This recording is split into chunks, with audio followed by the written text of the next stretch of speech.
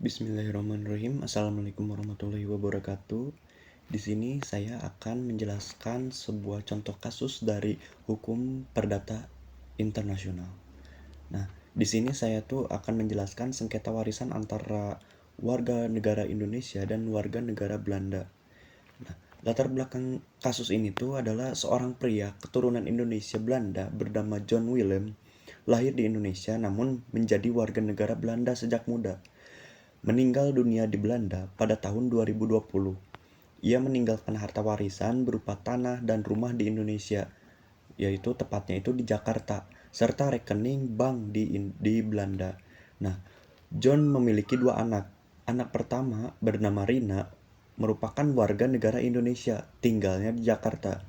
Anak kedua, Mark, warga negara Belanda, tinggal di Amsterdam.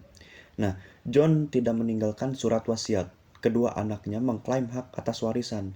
Rina mengajukan gugatan di Pengadilan Negeri Jakarta untuk mendapatkan bagian dari harta warisan yang berada di Indonesia.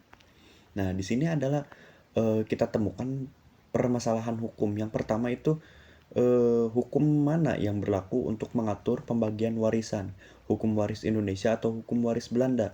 Yang kedua, apakah Pengadilan Negeri Jakarta berwenang mengadili perkara ini? Mengingat pewaris adalah WNA yang meninggal di luar negeri. Ketiga, bagaimana pembagian warisan dilakukan terhadap harta yang tersebar di dua negara. Nah, analisis hukumnya itu adalah yang pertama, titik primer ataupun titik koneksitas utama. Nah, titik primer adalah kewarganegaraan pewaris John Willem, yaitu Belanda. Dalam hukum perdata Indonesia, berdasarkan pasal 16 Algemeen Bepalingen van Wetgeving voor Indonesia, hukum yang mengatur status dan kewenangan orang adalah hukum negara asalnya. Jadi, hukum waris Belanda berpotensi berlaku. Nah, yang kedua, titik sekunder atau titik koneksitas tambahan. Yang pertama, lokasi harta tetap atau tanah dan bangunan di Jakarta.